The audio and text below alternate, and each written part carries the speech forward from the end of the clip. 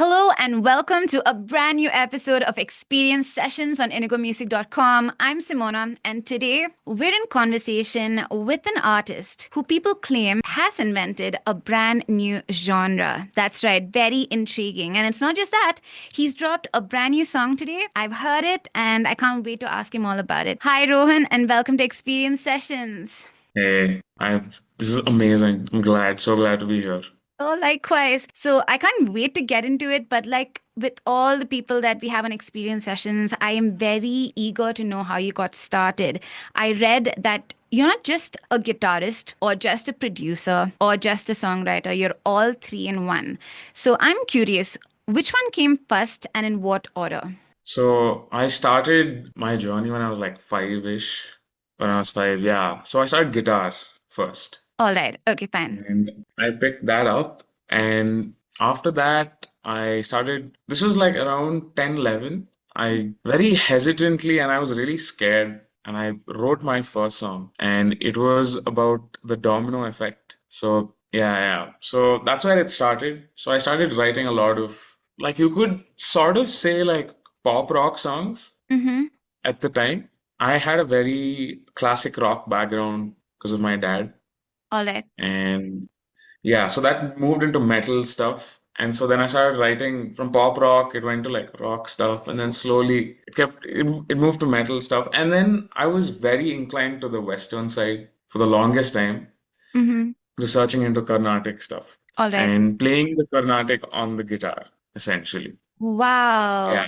Okay. So, because I'm not formally trained Mm-hmm. in classical music, it Mm-hmm. was pretty difficult. Like, I was I had to do a lot of research. I came across a bunch of artists like Prasanna, Guitar Prasanna. There's All right. another guitarist called, his name is Abhay Nayampally. Yes, yes. Okay, fine. Sweet. So I did that, and then after that, I got into production. I started producing a lot of lo-fi stuff. So this was the time. This was just before lockdown. Your journey of the genre is very fascinating. I love how you started with classic rock, then moved into a bit of pop, and then moved into metal, during that typical teenage phase.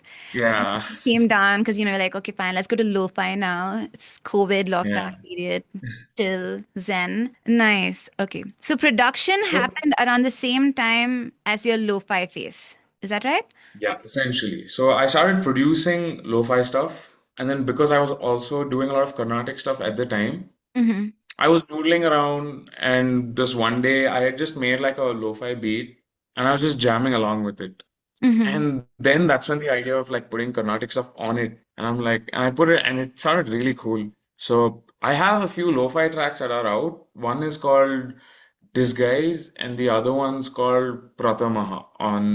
It's there, but now okay, so that all happened, and then I moved to synthwave and dark synthwave. Essentially, what this track is about. So is this how you Yeah, stumbled across the Carnatic lo-fi genre? yeah, That's essentially. crazy. Because I remember I read Carnatic Lo-Fi and I'm like, man, I wonder what that is. I mean, I know what it is, I can visualize it, but that's the best part about music and being a producer is that you tend to experiment and sometimes you just stumble into this sonic landscape and go on an adventure. Oh yeah. You go to So places that don't recently, have signboards and then you're like, oh I'm yeah. going to name this Carnatic Lo-Fi. Beautiful. That's true. So that Carnatic lo-fi recently has evolved into something. So I started a project called Arohanam All right. very recently. So Mm-hmm. there's a song called Matrix, Mm-hmm. and that's again Carnatic, but that's with a lot of like your boom bap style, proper old school rap.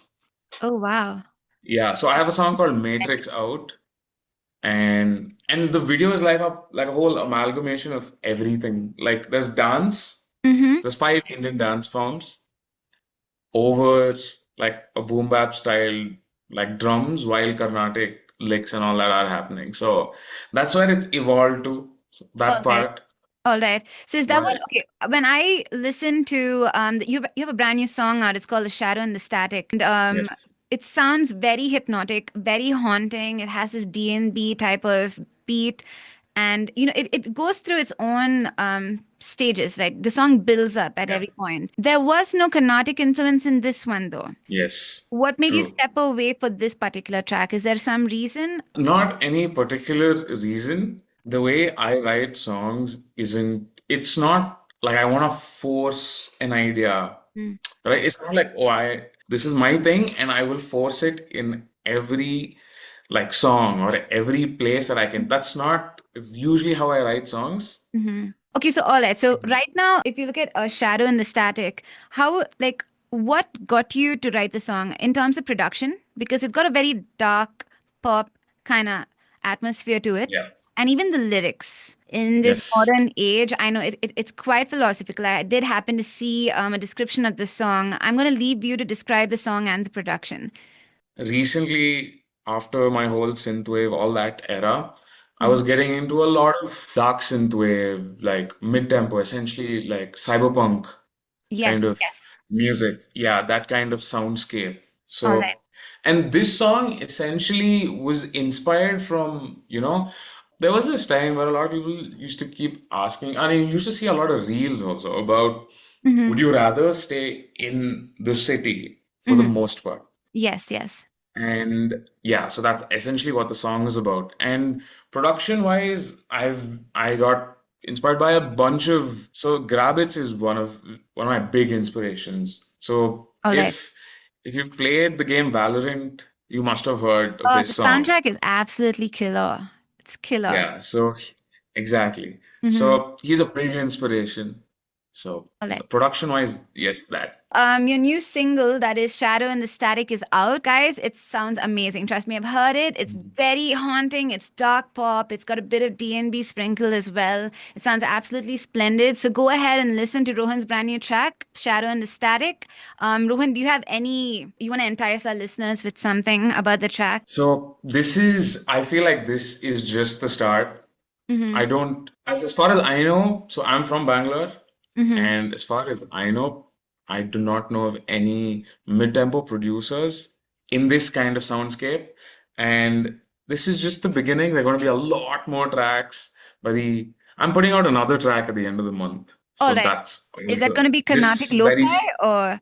no, that's going to be this kind of a very dark pop Okay, that's your mood at synthwave. the moment. Lovely, lovely. Well, it was awesome having you on Experience Sessions, Rohan. Continue making awesome. I love the DNB tracks. I love the Carnatic Lo-Fi. They are on my playlist, and I bet a lot of viewers right now are going to add it to the playlist as well. Because once you listen to it, you're in the mood. Thanks for being on Experience Sessions, Rohan. Thank you All for the best. having me. All the best with the performance of your new track. Thank you.